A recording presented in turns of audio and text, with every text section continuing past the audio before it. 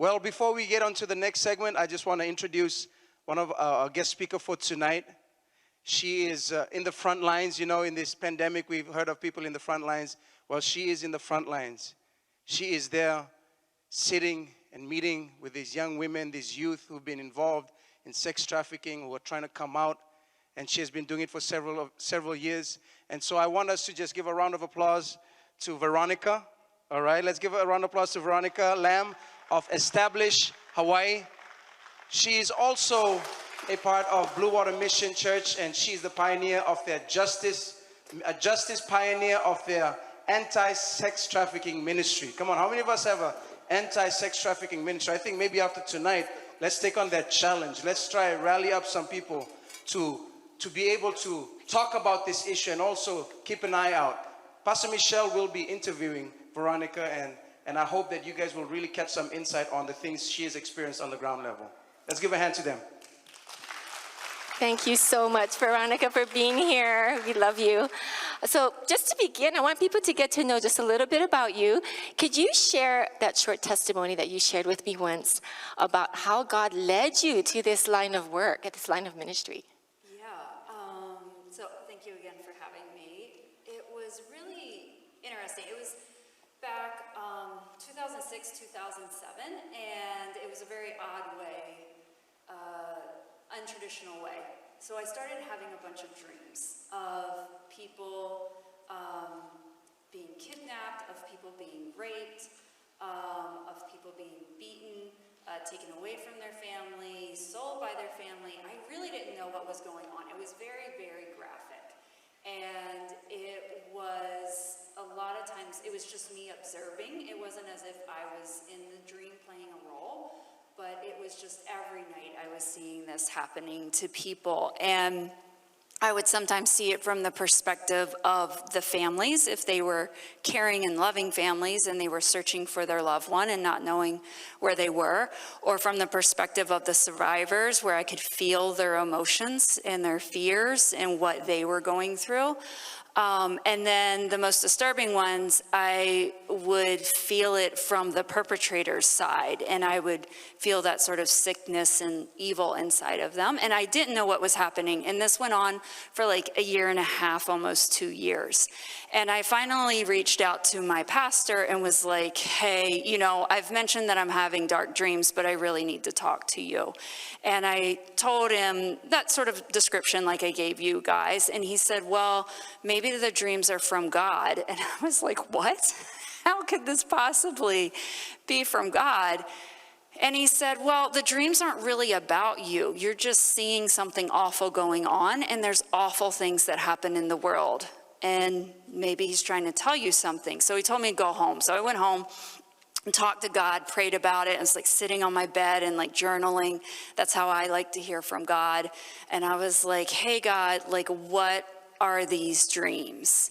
And I felt like he said, this is what happens to my people. I always get choked up on this. And I was so emotional for me because it was so vivid what I had seen, and it was so horrible, and they felt like they were so alone. And I had really hoped it was just because I watched too many horror movies when I was a teenager, right? And it's like, you don't want this to be real, but I felt like he was saying, like, no, this is real people. This is his children that it's happening to, adults and children, but to him, it's all his children, right? And then I asked, like, why? Why are you showing me this? And then I felt like he said, if you didn't know, you wouldn't do anything. But now that you know, you'll do something. And I was just like, oh my gosh, I've got to start doing something. And that's how it began in late 2007. Wow, what an amazing start for your journey. Thank you so much for sharing that. And it really reveals God's heart for this whole issue as well. So, you know, some of you may be new, maybe some of you here may not know, you know, just really the condition of what our, this whole issue is for our state.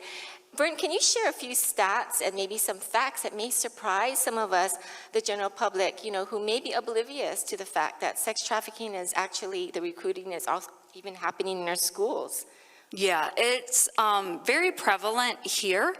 And we often get asked, because Shantae and I, you guys don't know her, but maybe you do. But anyway, she's a partner of mine. We do a lot of the sex trafficking work together. And so we often present at different locations or even at schools. And a lot of parents ask, like, oh my gosh, can you tell us where this is happening? Like, which schools? How can this recruiting possibly be happening? And unfortunately, we have to look at them and say, like, we can't really name a high school or a middle school on this island that it's not happening at, and that's public and private schools. Like, there's nowhere where we haven't seen a case.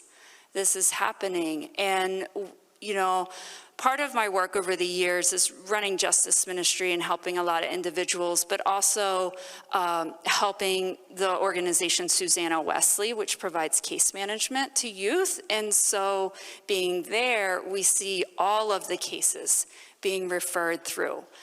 So all child sex trafficking cases get referred there, and they go through for support for case management. And yeah, it's just happening. I don't know. If you can think of a story you want me to share, feel free. Oh no, I'm sure it'll come to you.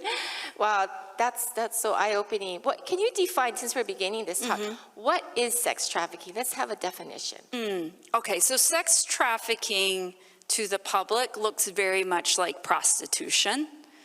And what you don't realize is that in the shadows or behind the scenes, there's a trafficker that is controlling all of it, that is taking all of the money and that kind of stuff, right? So it is a situation where somebody has to perform a sexual act in exchange for something of value. So that can be actual money, that can be a place to stay, that can be drugs or something like that. And the sexual act could be sex in person, or it could be like pornography videos, anything like that. There has to be force, fraud, or coercion. So there has to be some sort of manipulation in there if the person is an adult. But if there is a minor, there doesn't have to be any force, fraud, or coercion. So like if a 16-year-old is saying that they're stripping or they're doing OnlyFans, which is like porn online, then that classifies as sex trafficking because something of value is being traded or is being given by somebody for that individual. Wow, thank you so much. That's a really good foundation.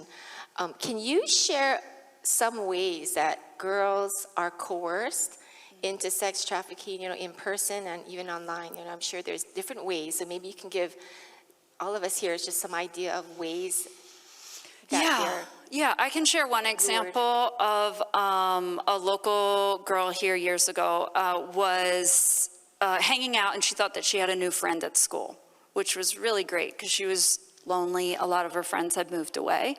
And she had a new friend. The friend invited her to the mall to go and like hang out. Like, let's just go, chill after school. And so she went with the friend.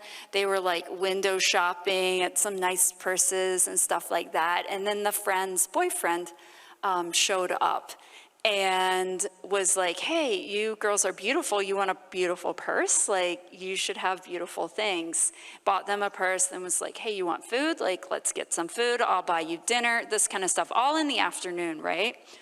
And then the boyfriend's like, well, I'll give you a ride home. The girl's like, yeah, I got to get home. I've got like a military mom. Like, we have to follow rules. Like, I have curfews and I've got to be there. So there's like no problem driving. And she's like, hey, I don't know where you're going, but this isn't the direction.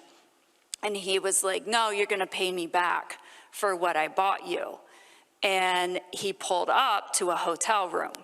And she was like, wait, no. And he was like, yeah, you're going to go up and you're going to service this man. Like, you're going to do this date and you're going to get money. And she was like, no, my mom will give you money. I will give you money. Like, this is not necessary. And he pulled a gun out of the glove box on her. And this was a local girl. And she was freaked up, so she went up and did what she had to do because she was afraid. And then the guy drove her home, and she got home in time for her curfew. He pulled up right in front of the house. He got out of the house. He met the mom, and he shook the mom's hand. So what happens there, and I don't know if you guys can think about this, but like, why would he show up at the house and shake the mom's hand? It's because that is fuel for coercion and manipulation and for threat, right? Because what does he know now? He knows where she lives. He knows what the mom looks like. He spotted the little sister. He knows that they have a pet, right? Knows what the vehicles look like, all of that kind of stuff, right? So it's no longer just a threat for her physical safety. She feels like that she's screwed up and she's got to maintain this secret or figure out how to fix it so that her family doesn't get hurt. So that's an example of some of the coercion that enters there. I could share an online example. Yeah, that'll be great. Just going back to that first example. Yeah. So you're saying that a threat could be, I know where you live, I have a gun, I could hurt, kill family members. I mean, so those are the things that would cause a teenager to really be fearful to keep the secret because she wants to protect herself and her family. Yeah, and they often target those that are more empathetic, so they're more likely to protect their family, their grandma, their little brother or sister, their parents, than they are to protect themselves. Yeah, so online there can often be like catfishing. Have you guys heard of catfishing, where somebody pretends to be somebody else? And so it could be, we've had cases where the kids think they're texting with like this cool teen boy from another school. And they're texting and they're getting to know them and they're feeling like they're boyfriend, girlfriend, or there's some sort of relationship going on there. And it's like, hey, why don't you send me a picture so I know what you look like that kind of stuff. And it just keeps escalating maybe with the types of pictures, and then that can turn into blackmail. Or we've had cases where this high school boy is like, oh, why don't you come over to my house and hang out? Like, why don't you come see me? And then one of our girls, who was a teenager also here, went over to what she thought was like this hot boy from Kamehameha, like going over to his house. And instead, she goes into the house and it's an adult man that holds her in that house. And she gets sex trafficked and she obviously gets abused while there. Wow. So, and kids are online all the time and making friends online all the time. So this is something to really be aware of. Yeah, for sure. Yeah. And I was just thinking you could also mention, because what I didn't know when I first learning about this was that a parent could literally have, their daughter could be trapped and a parent could not even know it because they come home, by a certain time, Yeah, like that girl that I shared the story of, the one that got the gun pulled on her, like that wasn't the end for her. This now became a regular thing where even on lunch breaks at school and after school, she had to service dates. And so this guy was controlling her. She was having to do all of this, but still getting dropped off every night at home with the mom. And so, yeah, it can happen, and it's really shocking and it's really surprising to the parents, because I think we have some idea that that only happens to somebody else, and it looks like a Hollywood movie where they are taken and, like kidnapped and gagged and like chained up and all this kind of stuff. And that's not the way. And I will say, like, the hundreds of cases that I've worked on or even looked over here on the islands, none of them have been a stranger kidnapping an individual. There is always a relationship and a grooming process.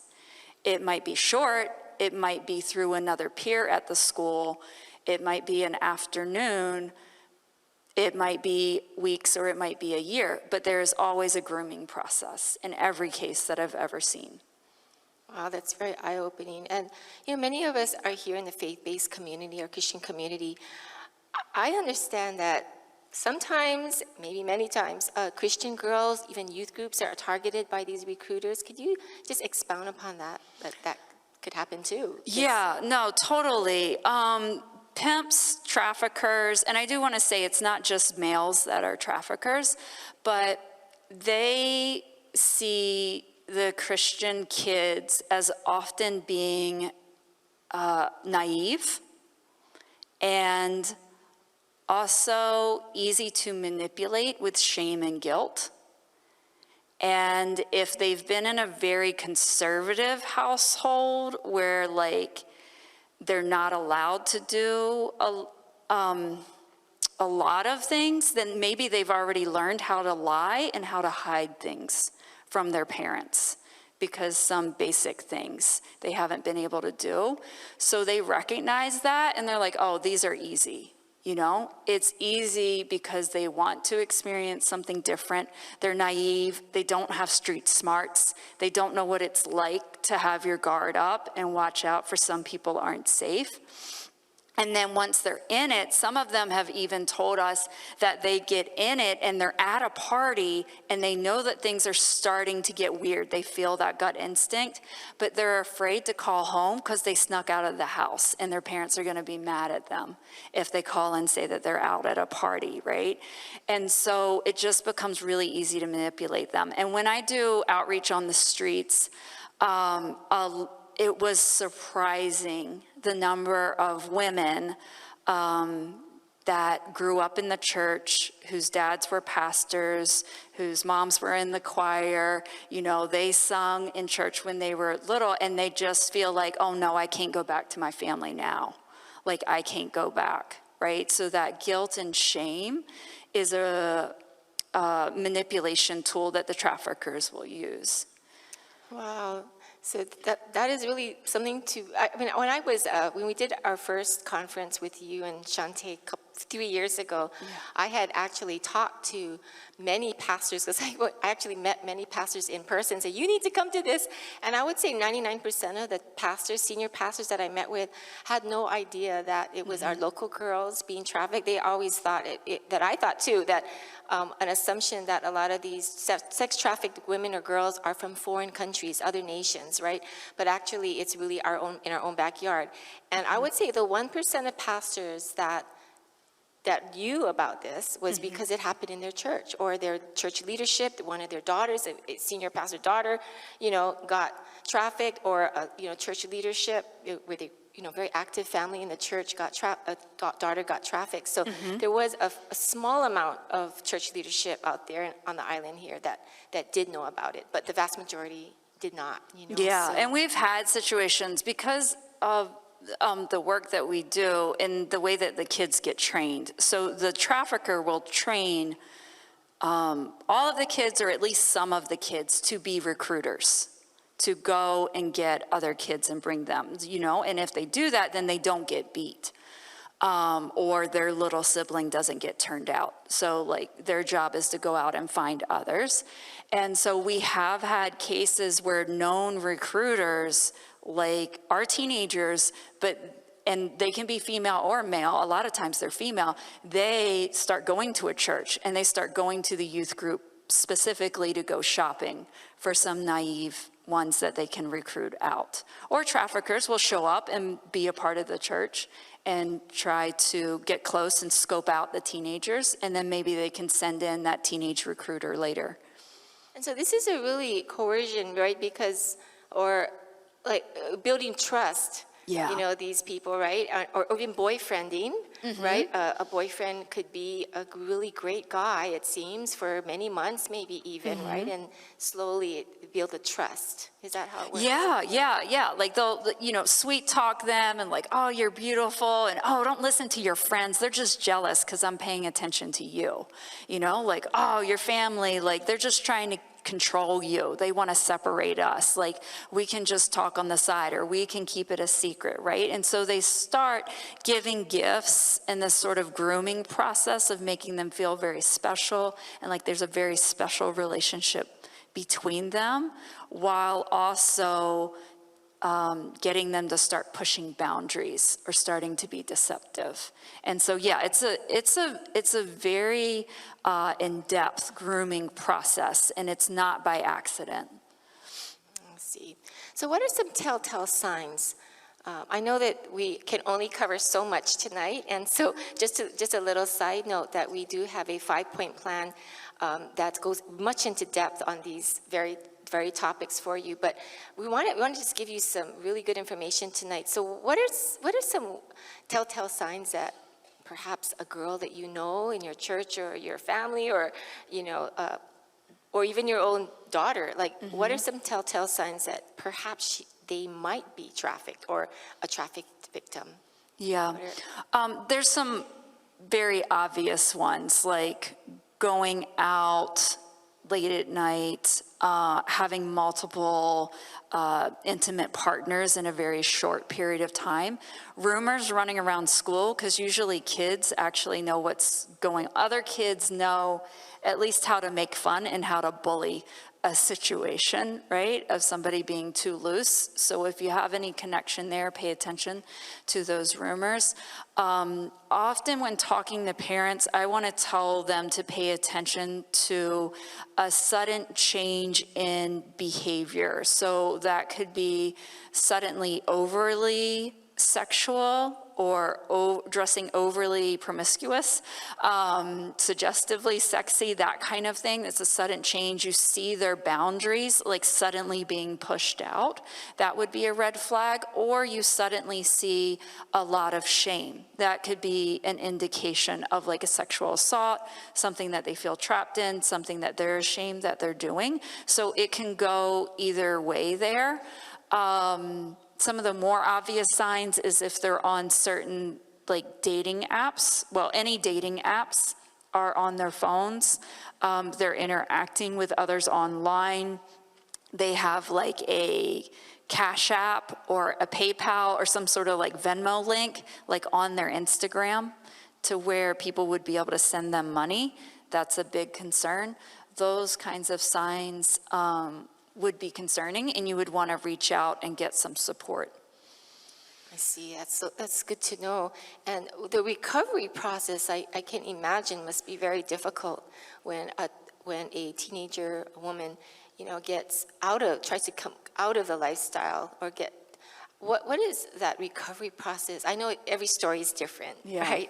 But in general, in your experience, like what are some things that you can share about the recovery process from all that trauma that they've experienced? Yeah, it's really tough. There is one red flag that I didn't say specifically with you guys, is that if you see a child or a young adult that suddenly has very nice items and no way to explain how they got those expensive things, that's a sign that somebody may be grooming them and buying them gifts, right? So a sudden influx of cash that doesn't make sense is important. Now, on the recovery side, let me ask this clarifying question. Are you talking about like rescue operation, or are you talking about like healing after they're out of it? Maybe you could just touch on both. Okay. So rescue operations, when an individual gets out of it, with the youth, they often think that this is the love of their life, whoever it is, right? So if it's a girl, then maybe they think that this is the boyfriend that's the love of their life, right? If it's a boy, maybe they think that this older woman is the love of their life. If they're gay, maybe they think that this partner is somebody who really loves and cares about them. If they're trans, maybe they think that this queen mom mentor is like a real mom to them and supports them more than anybody else, right? So the kids are often very, very brainwashed into it, where they think this is the love of their life. And when law enforcement or anybody else shows up to take them out of the situation or catches them in the situation, they are very angry about it. They deny that anything has been going on.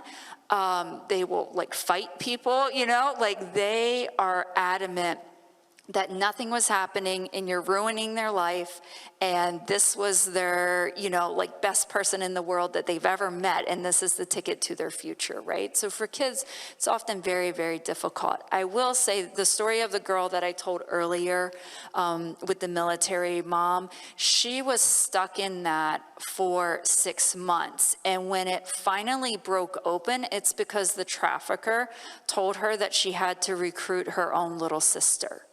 And she was like, I can't do that. But in those 6 months, it had actually spread. The trafficker, what he had done was that he actually taught boys in the high school how to traffic their girlfriends, and then how to get those high school girls to walk down to the middle school and recruit the middle school kids.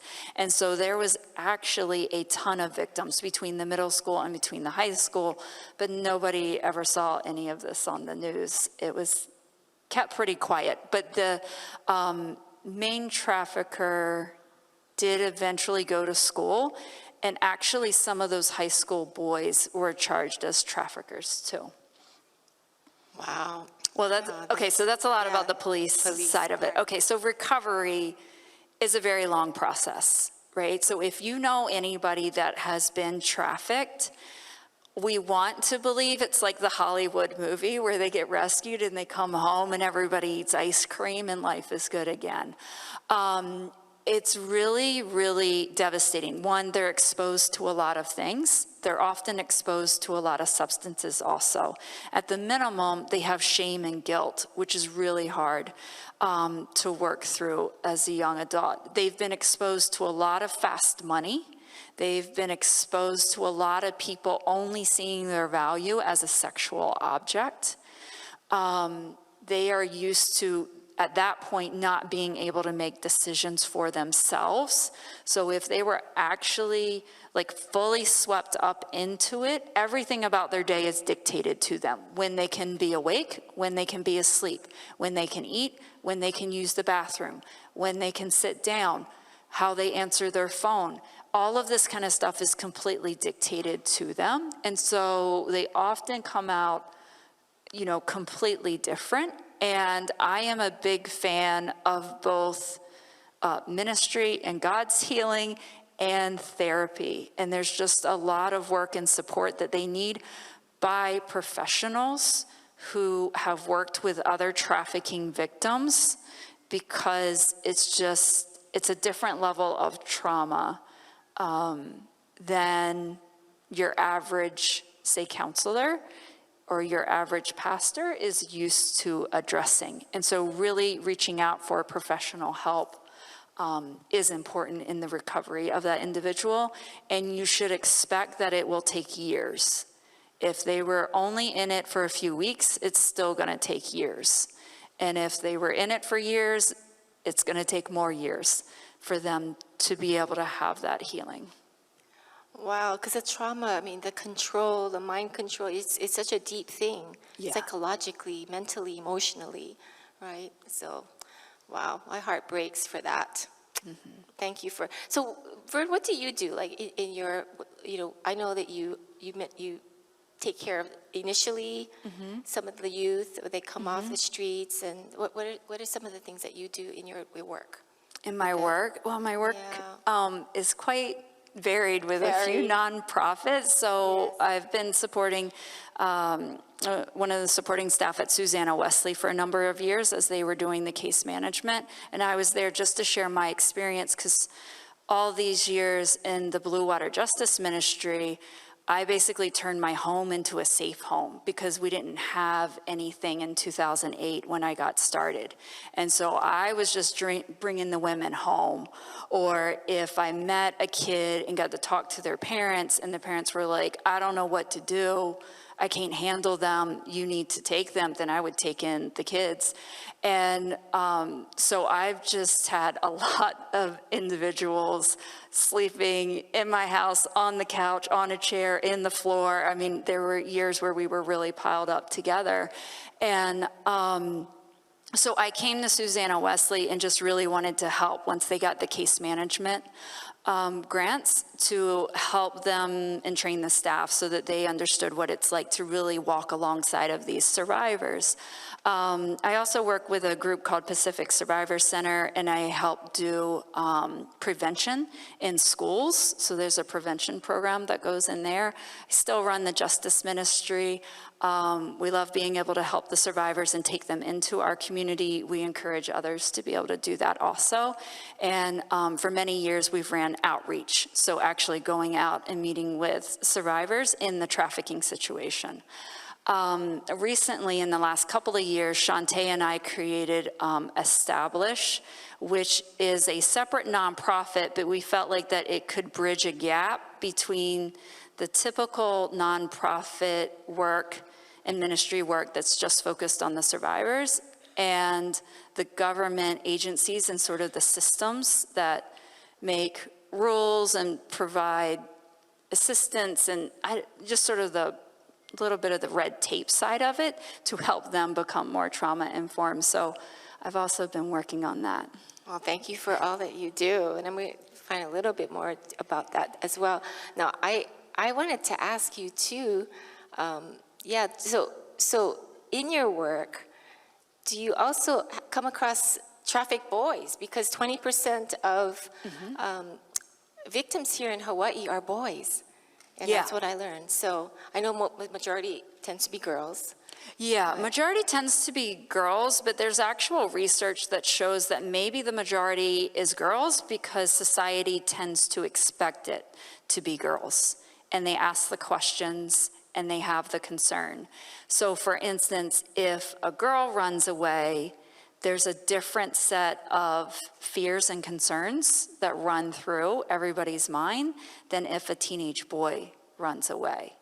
And they think that a lot of times service providers and individuals actually miss the signs and don't ask the questions to the boys to see if they've been sexually assaulted. And one of the trends that we saw here that started before COVID was in the gangs that we have here in Hawaii. They actually started sexing in members, not just girls, but also boys. So boys that were joining a gang, maybe coming from a rough area and really looking for belonging and looking for something that felt like a family, were joining a gang because they felt they were going to be tough and they were going to be protected and, you know, this whole thing. And instead, they end up getting raped by several members of the gang as initiation. And you can imagine how shameful that feels and how humiliating that feels to a young boy that was already desperate, looking for some acceptance in the world. So then the boys might be told that they have to service women in the community, but then eventually it shifts to also servicing men and some of the gang members. And so there's actually a significant number of boys that are being trafficked. It's just very hard for them to talk about it. And most of our society hasn't been taught to be able to identify it yet. Wow, thank you so much for that. Even globally, I heard people had different statistics. You know, I don't really know what is accurate or not, but I've heard statistics thrown out there as much as 40%, you know, boys globally, you know, so yeah, it is a big problem with both genders. For sure. Heartbreaking. Can you share what kind of teens or situations do you feel like are most vulnerable, or is there such a thing, most vulnerable to being sex trafficked? Yeah, there is. One of the commonalities that most trafficking survivors have in their background is severe childhood abuse, specifically sexual abuse. But that doesn't mean that the family members always knew about it, right? It could be a secret that the child has been carrying. But that's the number one thing that we see in the backgrounds of the male and the female victims. And interestingly, it's also the number one characteristic that we see in the traffickers themselves. In their background, they were also sexually abused. I heard the percentages upwards to like 80, 90%, something like that. Right? Oh yeah, it's really high. It's like 98% or something. Right, so that's a real big open door. Yeah, that's a big open door. So pimps, traffickers, they tend to call molestation the boot camp to pimping. because they feel like that child's spirit has already been broken. They've already been groomed by somebody, and they've already been told and taught that sex is nothing but a physical act. And if it happened really early in the child's life, then they tend to have a defensive mechanism in their brain, like kick in, which is called disassociation. And so they are really able to disassociate, remove their mind and their feelings away from their body when somebody is sexually abusing them. And that makes it really easy to then be turned out into prostitution or pornography and give them a street name or a performer name and get them to act and talk and walk and just be a different person. Wow, and you know, for sexual abuse, some of you may not realize this, but it's not always adults towards, you know, victimizing children. Many times it's older children victimizing younger children, or older teens, you know, with peers or younger teens. And so that's why sometimes as parents, we don't even know. Yeah, Because they don't sleepovers know. happen, or, you know, we don't know what goes on and what kind of shame they're carrying, right? So. Yeah, absolutely. Yeah, and I mean, as a parent, my kids are still young, but I still talk to them, right, about body safety. And I talk to them that, you know, it's not just about adults, it's about peers also. Like, you have to have boundaries with peers and be aware if they pressure you to do anything that you don't want to do. But yeah, it's very common that it can be older children, or, you know, and a lot of times those children have the ripple effect from a molester messing with a child. Often they don't mess with just one, they mess with multiple children. Those children have then been exposed to this, right? And so they may be curious, they may be frustrated, for whatever reason, they may act that out with other kids that they have access to, and people don't even know that the original thing happened, but now it has trailed down and affected more people. Wow, it's good to be aware, you know, as parents and leaders.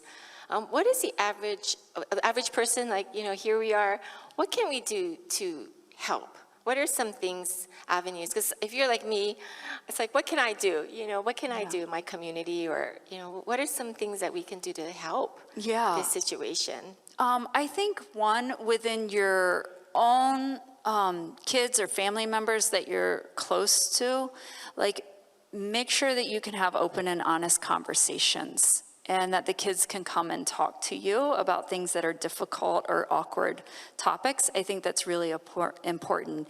If you are aware or you suspect that there has been any abuse, reaching out and getting trauma, like actual trauma counselors to be able to help those individuals, that's really important, because the sooner that they can start getting support, that's important. I think your own awareness and you as adults not being naive is important. And then, of course, you know, supporting nonprofits like Explicit, who is raising awareness, or supporting the trafficking specific organizations on the ground with the survivors, like, that's always helpful.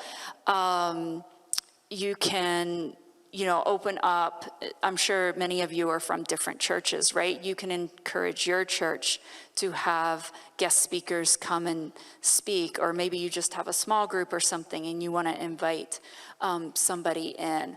That kind of stuff, invite your leaders to attend things, especially like Michele puts on. I think those are all great ideas of what it is that you can be doing. And I will have to say, as somebody who loves working alongside of survivors and taking them in, some of you may be called to open up your home, and that could be to adult survivors, or that could be to children, that could be getting involved in the foster care system.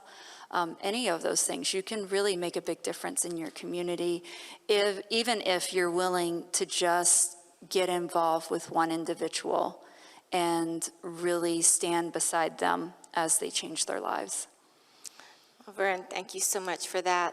And that kind of segues really nicely in, because I want to ask if you could just share with us, you know, a little bit about that powerful course that you and Shantae have developed to establish Hawaii that's really helping families. Yeah, thank you. So, yeah, Shantae and I are really excited. You know, she actually grew up in a family that was fostering even before she was born. So, my partner, which I wish she was here, but she just has an amazing heart for being able to help individuals. And I have loved running my home as a safe home, as a community home, and really welcoming in survivors. So we put our minds together and just thought, how can we help the families that are called to take in children, help equip them to feel like they really can care for the children that have been trafficked. They can be aware and they can recognize the signs and they can understand the risk that any foster child is at, but they can also feel equipped to then be able to support that child. So we created a 4-week course where we have both recorded videos and where we have live Q&A sessions, where we take foster parents or staff professionals that work within the foster system and train them up to really be able to care for the trafficking victims, understand how their trauma is gonna show up in the home, and how to work through difficult situations. And so we're excited. We have a training coming up later this month, August 18th. And so if you are a foster family, you're thinking about being a foster family, or you know of anybody working in the foster system, I'd love to be able to talk to you at the end. I've got some information I could share with you if you're interested. I mean, that's really exciting. I can't wait for more families to get trained. But Shantae is wonderful, but so are you. Thank you. Both of you are. You know, as just kind of ending this session of tonight, I wanted you to, you know, this has been a very heavy subject, and, you know, all kinds of emotions I'm sure many of us are feeling. But I want to end this with hope. Mm-hmm. And there are some wonderful stories, right, that of hope and success and just God working. And there was that one story I wanted you to share about that woman that, you know, just visited your church and with that. Do you remember that story, Vern? You got to say more because there's a lot. Someone had a vision or a prophetic picture of what she looked like, and then remember that one? Oh, yeah. No, that's a great story. Yeah. So that was a young woman that had been trafficked. And so she had been trafficked by her boyfriend on the mainland. Then she got sold to another trafficker that brought her to Hawaii. And even she didn't realize that she was sold. She was like, I don't know what happened. Like, he kidnapped me, but the other guy sold her. And so brought her out here. It was very violent, like, beat the crap out of her, you know, raped. I mean, by the time she got to me, she literally had like footprints of bruises, eyes, every blood vessel in the eyes broken, bruises all over, suspected cracked ribs, everything like that. So anyway, her story, she walked in the church with me. And this was powerful because some people, 4 different people, I believe, came up to her and said, I had a dream about you last night. I saw your hair, I saw your face.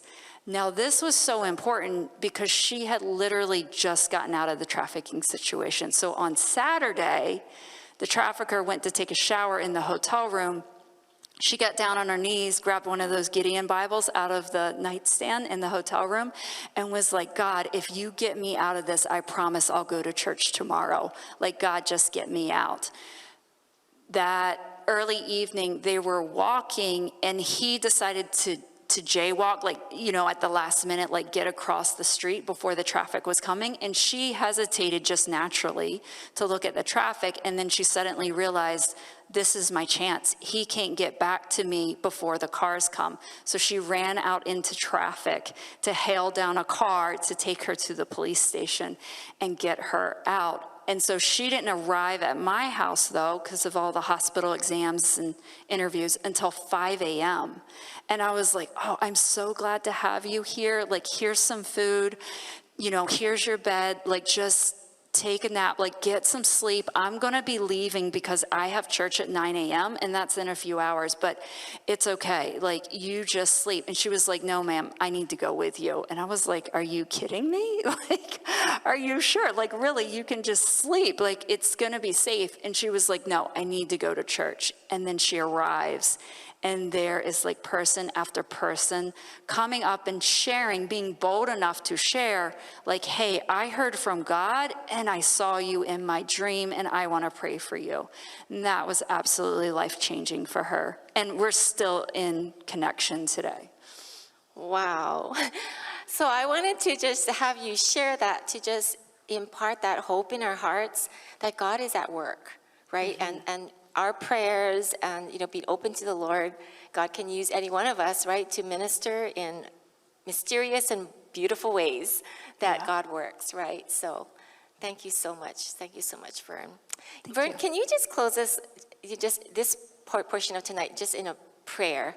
Because, we all are here because we care about this issue, and we just want to support what God is doing for our Hawaii. We care about our Hawaii. Yeah, I'd be happy to pray. Okay, so God, I just thank you for your presence. I thank you for calling every one of these individuals here tonight. Lord God, I trust that you are speaking an individual message to every person in this room. You are giving them wisdom about their own family members, about their own kids, about their own community, about somebody in their youth group, Lord, about a calling that you have on their life. You are speaking to every individual specifically about something in their life, that there is a reason why they're here tonight to learn about this issue, to hear about it, to raise their own awareness, and to be stirred in their own heart, Lord God. So I just thank you that now that we know,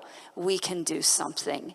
And God, I pray that you would come and that you would bless them, that you would give them an extra measure of your courage, that you would give them an extra measure of your strength, that you would give them an extra measure of your faith. And God, I pray for provision, that when there is a situation that they need to step up or they need to lend a hand, that you are there to provide them, and you would remind them of what to do, how to do, and that you would give them exactly what they need to do. So God, I just pray over every person in Jesus' name. Amen. Amen. Thank you so much. Thank you so much. Veronica, please